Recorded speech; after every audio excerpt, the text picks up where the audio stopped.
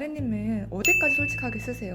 남자친구의 신상에 대한 얘기를 진짜 거의 안 씁니다. 또 한 가지, 저는 제 수입에 대한 얘기를 거의 하지 않아요. 저는 좋은 글이란 독자와의 교집합을 만들어주는 글이라고 생각을 합니다. 소재는 개인적이지만 또 욕망하는 것들을 끄집어내는 게 글 쓰는 사람의 임무고 굉장히 중요한 과업이라는 말씀을 드리고 싶었습니다. 제가 여러분 확실하게 말씀드릴 수 있는 건, 안녕하세요, 윤아래 작가입니다.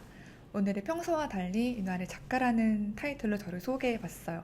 그 이유는 실제로 제가 출간 계약을 하고 책 출간을 앞두고 있는 작가이며 제가 그동안 많이 받은 글쓰기 관련 Q&A이기 때문이에요. 저의 경력을 간단하게 말씀을 드리자면, 원래 이제 언론사를 준비하면서 논술 공부를 열심히 했었고요.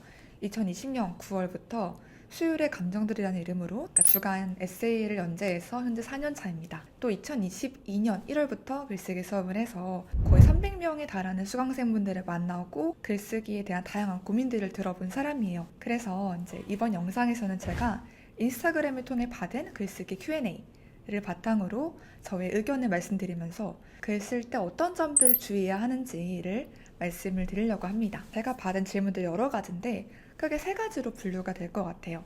첫 번째로는 개인적인 이야기를 어디까지 끌어내야 되는지, 즉 얼마나 솔직하게 써도 되는지에 대한 질문이었고요.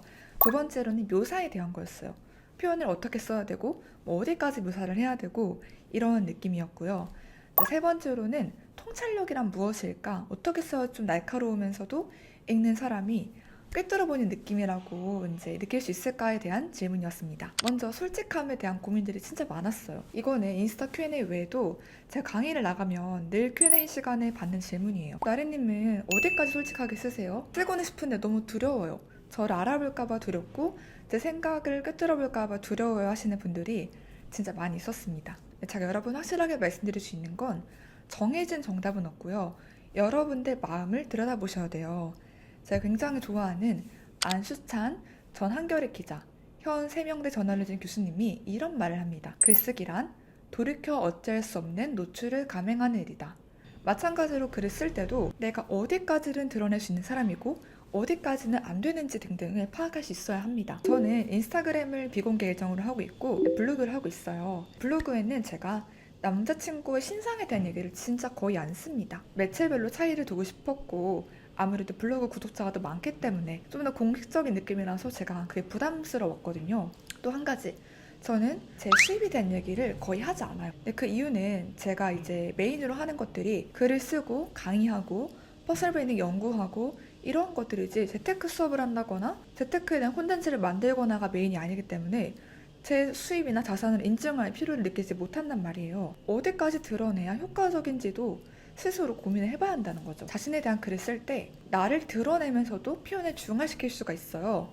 첫 번째는 범주화시키는 겁니다. 아무래도 스카이라고 묶어놓으면 이제 서울대, 연고대가 있기 때문에 어느 학교 딱 하나로 특정되지 않잖아요. 학벌 말고 직업도 마찬가지입니다. 의치한약수라고 했을 때도 이 사람의 의사인지 수의사인지 약사인지 알 수가 없죠. 나를 드러내는 정도가 줄어든단 말이에요. 지금까지는 학벌과 직업, 즉 명사적인 얘기를 했다면 이번에는 동사 얘기도 해보려고 해요. 여러분, 표현이 세면요 자극적입니다. 노출을 하긴 좋겠지만 그만큼 나를 싫어하는 사람들 혹은 내 의견에 동의하지 않는 사람들이 많아지고 그들이 날 공격할 수도 있어요.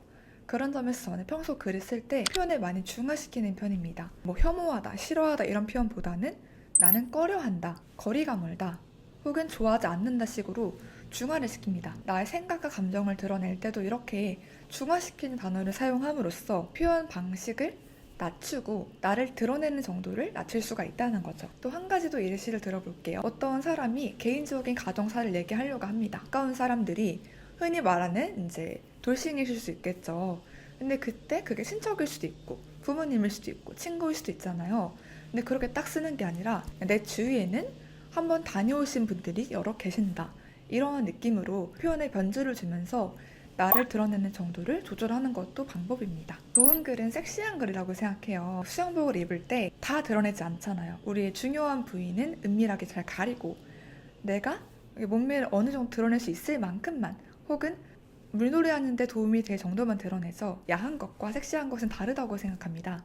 여러분들 글들이 마냥 노골적이고 야하지 않도록, 또 아까 제가 말씀드린 표현법을 따라서 그런 노출의 범위를 조정할 필요가 있어요. 나의 개인적인 이야기에서 어떻게 하면 사람들의 공감을 끌어낼 수 있을까요? 여러분, 제가 끌리는 글쓰기라는 수업을 벌써 3년 정도 진행을 하고 있어요. 근데 그 수업의 챕터 3가 공감을 끌어내는 글입니다. 사실 공감을 끌어낸다는 게 굉장히 어려운 거예요. 왜냐면 우리는 모두 경험이 다르고 다른 생각을 가지고 살기 때문이에요. 많이들 좀 놓치시고 간과하시는 게 공감은 단순히 감정 영역이라고만 생각을 합니다. 하지만 공감은요, 이해가 전제된 감정적인 동요라고 생각해요. 그 사람이 어떤 상황에 처했고 어떠한 심리인지를 먼저 이해를 한 후에야 제대로 공감할 수가 있어요. 네, 그렇기 때문에 이 공감을 만들어내는 건 굉장히 어렵고 심화적인 일인데, 여기에 대해서 얘기하려면 정말 이제 수업의 분량만큼 길어지기 때문에 나의 경험에서 어떻게 다른 사람들이 공감을 끌어낼 수 있는지 가장 좀 기본적인 얘기를 해보려고 합니다.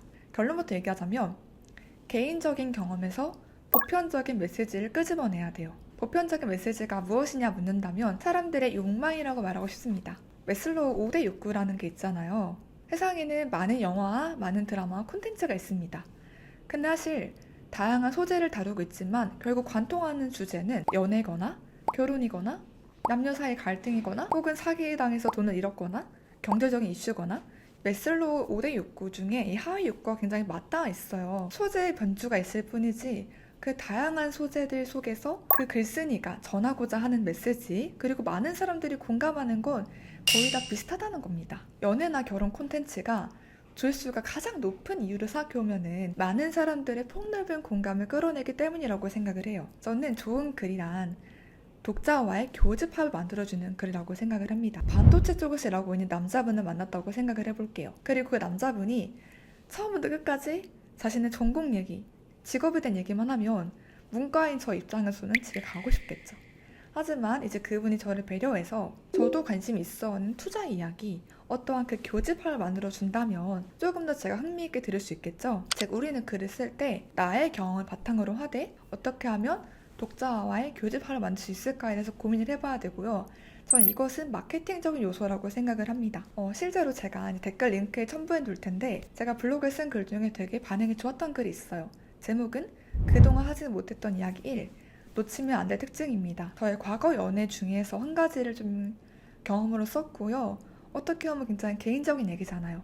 하지만 전하고자 했던 메시지, 좋은 남자는 수용성이 있는 남자다. 내가 그 사람에게 서운한 점을 조근조근 얘기하거나 그 사람이 약점을 얘기했을 때 욱 하거나 저와 싸우려고 하거나 막 애써 부인하는 그런 남자가 아니라 높은 자존감으로 그럴 수 있었겠다.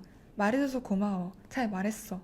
라고 말하는 사람이 굉장히 자존감이 높고 수용성이 강한 남자고, 이런 남자를 잡아야 한다라고 제가 느꼈던 것들을 얘기한 거거든요. 실제로 제 남자친구가 그렇습니다.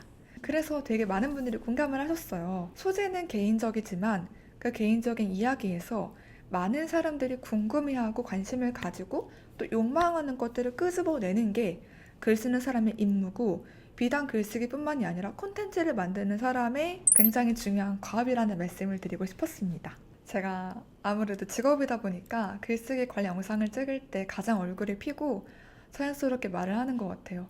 제가 수업할 때도 이렇게 웃으면서 진행을 하는데 오늘 새삼 카메라에 비친 제 얼굴 보니까 제가 얼마나 업을 좋아하는지 느끼게 됩니다. 역시나 여러분, 10분이 그냥 갔어요. 시간 관계상 2가지만 얘기를 해봤습니다. 정리하자면요. 첫 번째, 글의 솔직함을 정하는 건 나와의 충분한 대화를 해보고 내가 나의 외모, 직업, 성격, 가정 환경, 기타 이야기 등등 어디까지 노출이 가능한 사람인지를 먼저 정해야 합니다. 한편으로 내가 노출을 통해서 얼마나 얻을 게 있는지도 생각을 해봐야겠죠. 그리고 또 직업이나 여러 동사들을 쓸 때도 나의 정도를 약하게 중화시킬 수 있는 표현을 사용할 수 있다는 말씀을 드렸고요. 두 번째, 개인적인 경험에서 보편적인 메시지를 끄집어내는 게 중요하다. 듣는 사람, 보는 사람은 무엇을 욕망하고 궁금해할까를 생각해 봐야 한다 말씀을 드렸어요. 사실 제가 받은 많은 질문 중에 일부는 묘사에 대한 것들이 많은데, 이 묘사에 대한 것들은 제가 또 다른 영상에서 말씀을 드리도록 할게요. 그럼 저는 글쓰기 Q&A 2편으로 만나 뵙도록 하겠습니다. 오늘 영상도 도움이 되셨다면 좋아요와 구독 눌러주시고 댓글 링크에 또 제 글들 있으니까 궁금하신 분들은 눌러오세요. 그럼 다음 영상에서 또 만나요. 안녕.